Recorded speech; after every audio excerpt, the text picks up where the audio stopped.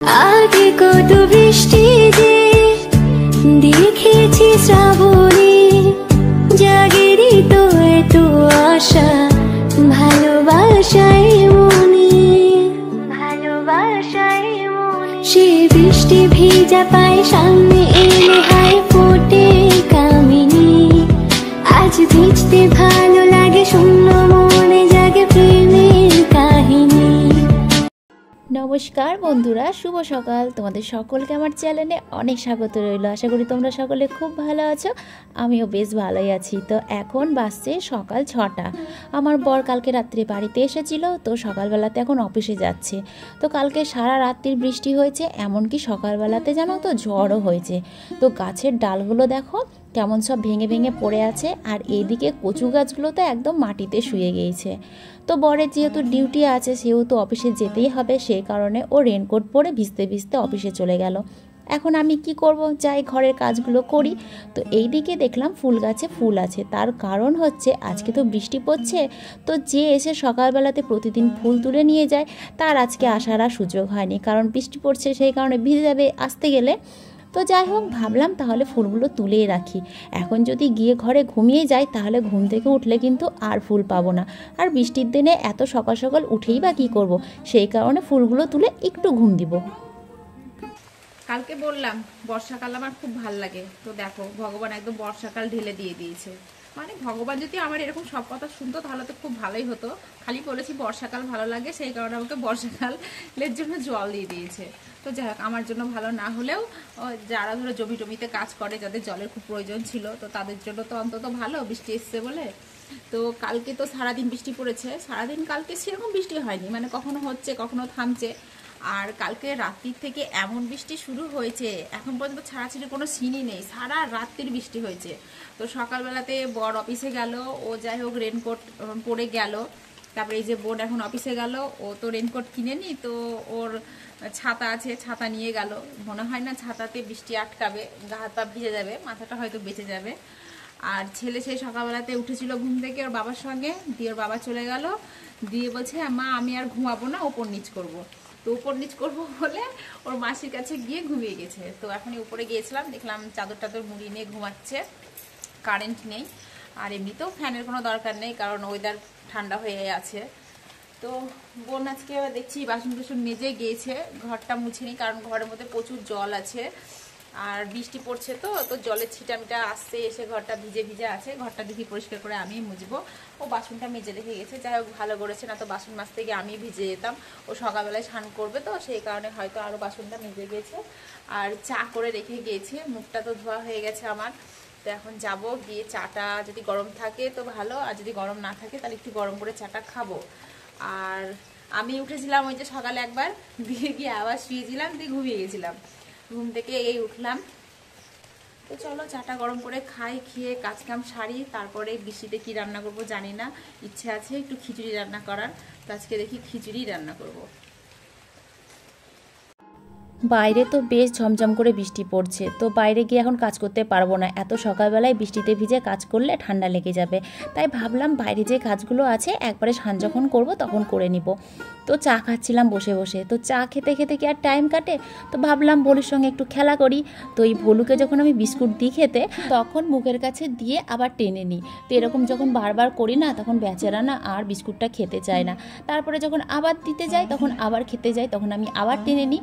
তো এরকম মাঝে মাঝে ওর সঙ্গে খেলা করি, কিন্তু হ্যাঁ অবশেষে কিন্তু ওকে দিয়ে দিই খেতে, কারণ খারাপ লাগে, কারণ বারবার ওরকমটা করি তো, আর ও বারবার মুখটাকে ওইভাবে ঘুরিয়ে নেয়, দেখে কেমন খারাপ লাগে না। তো যাই হোক, এখন ভলুকে খেতে দিলাম। তো চলো, আজকে আমি ফুল অনেক পেয়েছি, তোমাদেরকে দেখাই কি কি ফুল পেয়েছি। এত ফুল পাওয়ার কারণ কি বলো তো, আমি তো সকালবেলায় কিছুটা ফুল তুলেছি, আর আমাদের পাশের বাড়ির একটা বউ পাশের আর একটা বাড়িতে গিয়ে ফুল তুলছিল, আর ওদের বাড়িতে জানো তো অনেক ফুল, তো অনেক রকমের ফুল তুলেছে। তো আমাকে দেখে আবার বললো দিদি তুমি কটা নিবা। তো আমি আবার বললাম কেন নিব না। তো আমি আবার তার কাছ থেকে কটা ফুল নিলাম, জবা ফুল, নীলকণ্ঠ ফুল, এইসব। তারপরে এই যে স্নান টান করে কাজকাম সেরে, মানে আগে কাজ করেছি তারপরে স্নান করেছি, তারপরে কি পুজো দিতে এলাম। তো আজকে সিংহাসনটা বেশ সুন্দর করে সাজিয়েছি, তার কারণ ফুল পেয়েছি যেহেতু অনেক।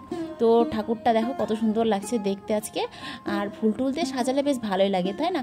তো যেদিন অনেক ফুল পাই জানো তো সেদিন আমার সিংহাসনটা দেখতে বেশ ভালো লাগে, আর যেদিন আমি ফুল পাই না সেদিন কি জানি খুব খারাপ লাগে। তো তোমাদেরকে সেদিন আমি বলেছিলাম না যে আমি বলবো একটা ঘটনা, ফুল নিয়ে একটা ঘটনা আছে। তো ব্যাপারটা হচ্ছে মানে আমাদের পাড়াতে একজনের বাড়িতে সকালবেলাতে কে বেশ যাই হোক ফুল তুলে নিয়ে যায়। হ্যাঁ, তো সেই মানুষটা আমার সামনে এমন করে বলছিল যে হ্যাঁ আমার বাড়ি থেকে ফুল তুলে নিয়ে যায়, আমার এটা ভেঙে দেয়, আমার ওটা ভেঙে দেয়। তো তার কথাগুলো শুনে কি মনে হচ্ছিলো বলো তো? মনে হচ্ছিলো যেন তার বাড়ি থেকে পুজোর জন্য ফুল নিয়ে যায় না, তার আলমারি থেকে রাতের অন্ধকারে মানে সোনা দানা টাকা পয়সা এসব নিয়ে যায়। মানে এমনভাবে কথাগুলো বলছিল না, মানে ফুলের সঙ্গে মনে হচ্ছিলো যেন ও সোনা দানারই তুলনা করছিল। মানে আমার কাছে ওটাই মনে হচ্ছিলো, মানে ফুল তো না যেন মানে সোনাই নিয়ে গিয়েছে। কারণ সোনা চুরি করলেই একমাত্র মানুষ এইভাবে বলে, কিন্তু ফুল চুরি করলে এভাবে যে বলে আমি জানতাম না। আর ফুলই তো নিয়েছে, অন্যান্য কিছু তো নেয়নি। তবে ফুল নিয়েছে, যে ফুল নিয়ে গেছে সে ঠাকুরের পুজো করবে, আর যার বাড়ি থেকে নিয়ে গেছে তার বাড়ির ফুল দিয়ে পুজো হবে, তাতে দুজনারই উপকার হবে। আর কথাতেই তো আছে চুরি করা ফুল না ছাড়া কিন্তু পুজো হয় না। দেখবা বেশিরভাগ ফুল কিন্তু মানুষ চুরি করেই নিয়ে আসে সেই ভোরবেলাতে ঘুম থেকে উঠে। তো যাই হোক পুজো টুজো দিয়ে এই যে রান্না করতে এলাম। তো আজকে ভাবলাম খিচুড়ি রান্না করব। তো তার জন্য আমি এখানে মুগের ডাল নিয়েছি 200 গ্রাম, আর ওখানে আতপ চাল নিয়েছি 200 গ্রাম, মানে যতটা ডাল ততটাই চাল। তো ডালটাকে প্রথমে একটু ভেজে নিলাম, তারপর একটু জল দিয়ে এটাকে ধুয়ে নেবো, কারণ মুগের ডাল না ধুয়ে খেলে কিন্তু মানে খারাপ হয়। যেহেতু ডালের মধ্যে অনেক পাউডার দেয়, শুধু মুগের ডাল বলে না, যে কোনো ডাল কিন্তু ধুয়ে খাওয়াটাই উচিত। তো ধুয়ে তো ভাজা যাবে না, সেই কারণে আগে একটু ভেজে নিলাম, তারপরে ধুয়ে নিলাম। তো এইদিকে ডালটা সেদ্ধ করতে দিয়েছি, আর ওইদিকে হাঁড়িতে করে খিচুড়ির জল গরম করতে দিয়েছি। এই হাঁড়িটাতে আজকে খিচুড়ি রান্না করব। তো ডালটা আলাদা সেদ্ধ করব, চালটা আলাদা সেদ্ধ করব, মানে ডালটা অর্ধেক সেদ্ধ হয়ে যাওয়ার পরে কিন্তু চালের মধ্যে দিব, কারণ চাল তো আগে গলে যায় কিন্তু মুগের ডাল না আগে গলতে চায় না। তো আগে যখন খিচুড়ি করতাম জানো তো, তখন চাল গলে কোথায় চলে যেত, কিন্তু ডাল গলতোই না। সেই কারণে আজকে করেছি কি ডালটা আলাদা সেদ্ধ করতে দিয়েছি আর চালটা আলাদা সেদ্ধ করতে দিয়েছি। তো চালটা যখন অর্ধেকটা সেদ্ধ হয়ে যাবে তারপরে ডালটা ঢেলে দেবো, তাহলে সমান সমান হয়ে যাবে।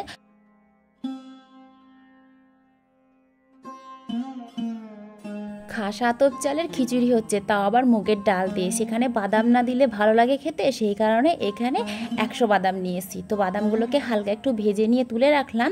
এবার ওই তেলের মধ্যেই মশলাটা কষিয়ে নিই। তো প্রথমে দিলাম 2টো শুকনো লঙ্কা আর 2টো তেজপাতা।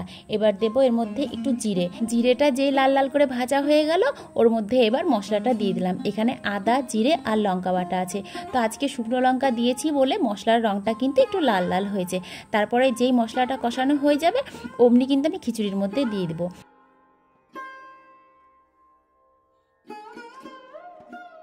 মশলাটা দিয়ে একটু নেড়ে চেড়ে নিলাম, তারপরে দিয়ে দিলাম বাদামগুলো। তো বাদামগুলো সবগুলো দিব না, একটু রেখে দেবো, কারণ আমার আবার ভাজা বাদাম খেতে না বেশ ভালো লাগে। তো এবার চালটা যেহেতু অনেকটাই সেদ্ধ হয়ে গেছে, নামানোর একটু আগে দিয়ে দিলাম লবণ, মানে স্বাদ মতন লবণ দিলাম। ওই দিককার গ্যাসে নিজের মতন নিজে খিচুড়িটা রান্না হচ্ছে, আর আমি এইদিকে আলুর দমের জন্য আলুগুলো ভেজে নিচ্ছি। তো একদিককার গ্যাসে আলুর দম হচ্ছে, আর একদিককার গ্যাসে কিন্তু খিচুড়ি হচ্ছে।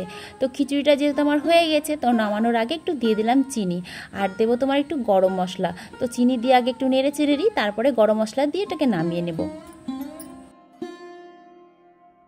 এইদিকে আমার আলুগুলো লাল লাল করে ভাজা হয়ে গিয়েছে। তো তার মধ্যে লবণ, হলুদ, শুকনো লঙ্কার গুঁড়ো আর আদা জিরে বাটা দিয়ে দিলাম। হ্যাঁ, তার মধ্যে একটু লঙ্কা বাটাও দিয়েছি। তারপরে ওইদিকে এবার আলুটাকে কষতে দিয়েছি, আর এদিকে খিচুড়ির মধ্যে ঘিটা দিয়ে দিলাম, কারণ এখন 2টো মতন বাজছে। সকালে এমনিতেই ঘুম থেকে উঠতে দেরি হয়েছে, তারপরে কাজ কাম সারতে দেরি। এদিকে দুই দিকে গ্যাসে যদি রান্না না করি তাহলে তো অনেকটাই দেরি হয়ে যাবে, সেই কারণে দুই দিকের গ্যাসে রান্না বসিয়ে দিয়েছি। তো একদিকে আলুর দম হচ্ছে আর একদিকে খিচুড়ি হচ্ছে। তো এদিকে আমার ঘি দেওয়া হয়ে গেছে, গরম মশলাও দেওয়া হয়ে গেছে, দিয়ে ভালো করে নেড়ে চেড়ে নিয়েছি।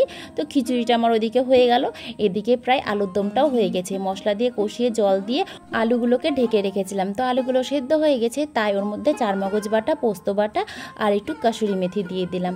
তো এবার এটা আমার রান্না যেহেতু করা হয়ে গেছে, তো নামিয়ে ফেলবো। তো তার আগে এখন একটু গরম মশলা দিতে হবে, কারণ গরম মশলা না দিলে তো একদমই ভালো লাগবে না। তো গরম মশলা প্রায় শেষই হয়ে গেছিলো, তো যেটুকু ছিল ওইটুকুই একটু ঝেড়ে মুছে দিয়ে দিলাম। খিচুড়ি আলু আলুর দম তো হয়ে গেল। তো এখন ভাজবো পাঁপড়। তো কালকে রাত্রে আমার বর চপ নিয়ে এসেছিলো, তো একটা চপ আমি সকালবেলাতে খেয়েছি। সকালবেলায় খেয়েছি বলতে ওই রান্না করতে করতে একটা খেলাম আর একটা থেকে গিয়েছিলো, তো ওটা গরম করে নিলাম আর এদিকে পাঁপড় ভাজলাম। তো আজকে কিন্তু জমিয়ে খাওয়া হবে। বাইরে পড়ছে ঝমঝম করে বৃষ্টি আর ঘরের মধ্যে খিচুড়ি, আলুর দম আর পাঁপড় ভাজা, কি দারুণ জমে যাবে তাই না? আমার তো বেশ ভালো লাগে। আর যদি সঙ্গে হয় আতপ চালের এরকম খিচুড়ি তাহলে তো কোনো কথাই নেই, কারণ আমি খিচুড়ি খেতে খুব ভালোবাসি। তো আজকে বোন খাবার বেড়ে দিচ্ছে আর আমি খাবো। অন্যান্য দিন আমি বাড়ি, বোন খাই। তো এই যে আমার জন্য এটা থালা সাজানো হচ্ছে, এই থালাটা হচ্ছে আমার। তো প্রথমে খিচুড়ি দিল, তারপরে দিল আলুর দম আর লাস্টে দিল পাঁপড় ভাজা। তো বোন একটা দিয়েছিল, তো আমি আবার বললাম আমাকে আর একটা, আমি দুটো নিব। তো এটা ছিল আমাদের দুপুরের আজকে খাওয়া দাওয়া। সোফা থেকে উঠতে ইচ্ছে করে না, উঠতে ইচ্ছে করে না, শুবে শুবে আবার ওটাকে কাটবে। না আছে খাওয়ার চিন্তা, না আছে ঘুমের চিন্তা, না আছে শুয়ে থাকার চিন্তা, কোনো তো চিন্তাই নাই। আমার তো মনে হয় সামনের জীবনে আমি ভোলু হয়ে জন্মাবো আর তুই ঝুমা হয়ে জন্মাস, তাহলে তুই যে সুখটা ভোগ করছিস না, তাহলে পরের জীবনে আমি সুখটা ভোগ করতে পারবো। বাবাই ফ্যান বন্ধ কর, ঠান্ডা লাগছে। গরম লাগে বলে আমি তো এমনিতেই মেঝেতে শুই দুপুরবেলাতে। তো আজকে যেহেতু বৃষ্টি পড়ছে, ঠান্ডা ঠান্ডা ওয়েদার, তো ভাবলাম একটু সোফায় শুবো, তো সেই চান্স আর পাইনি। তো সেই কারণে নিচেই শুয়েছিলাম ওই যে পাটি পেতে। তো বোন আবার অফিস থেকে এসে একটু মুড়ি মাখালো আর একটু চা করলো।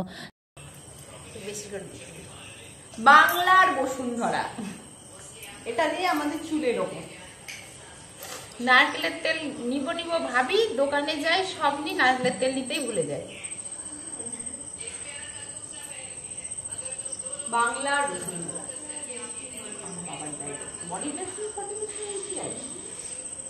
এই জানিস ইন্দিরা গান্ধী নাকি আমাদের সেই আগেকার দিনের মন্ত্রী ছিল না, যে যাকে গুলি মেরে মেরে ফেলেছে, ও বলে সরষের তেল মাখতো। হ্যাঁ, নামাকার কি আছে? হ্যাঁ, তখনকার দিনে তো অত বডি অয়েল, বডি লোশন এইসব ছিল না, তো ও মাখতো এই তেল গায়ে মাখতো, তাই এর গায়ে এত গ্লেজ ছিল। আরে চুলে দিতে বলিনি, এখানে দে, এখানে থপ থপ করে দিয়ে দে, চুলগুলো টেনে দে, মাথাটা যন্ত্রণা করছে, বৃষ্টিতে ভিজেছি না। আর অনেকদিন ধরে তেল দেওয়া নাই মাথায়। চুলে যদি তেল না দিলাম তাহলে তেল দিলাম কোথায়? আরে চুলে তেল না দিলেও চলে, চুলের গোড়াতে দিলেই হলো, গোড়া থেকে তো পুষ্টিটা ওঠে না, গ্লেজটা এমনি হবে না। চুলে এটা বলতে পারিস গ্লেজের একটা ব্যাপার থাকে, আমার চুল এমনিতেই গ্লেজি। আমাকে রড, তোর চুল হচ্ছে মোটা, আমার চুল হচ্ছে পাতলা। আমার মাথার চুলগুলো সব উঠে গেল, আগে কত চুল ছিল বলতো মাথাতে, দেখতেই মজা লাগতো, আর এখন দেখেই খারাপ লাগে। ও মা গো,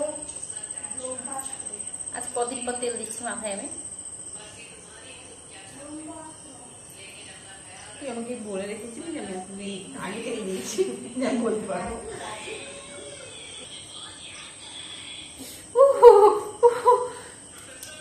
কত তেল দিল, আমার কালকে যে কতগুলো শ্যাম্পু লাগবে তার ঠিক নেই।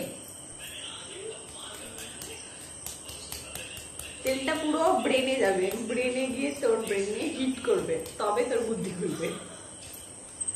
আমি আজকে একটা ভিডিও দেখলাম, ভিডিওতে বলছি সকালবেলায় ব্রেকফাস্ট না করলে মানুষের শরীরে কি কি ক্ষতি হতে পারে। মানে দুপুরবেলায় না খেলেও চলবে, রাতের বেলায় না খেলেও চলবে, কিন্তু সকালবেলাতে খেতেই হবে। আর আমি করি কি, আমি সকালে খাই না, আর আমি সকালে খাই না বলেই আমার শরীরের এই অবস্থা। 12টা বেজে 13টা হয়ে গেছে, আর 14টা 15টা বাজলেই 16 গলা পূর্ণ হয়ে যাবে, দিয়ে আমি পকার পার। ঠিক আছে, আমি পার করে দিয়ে আসবো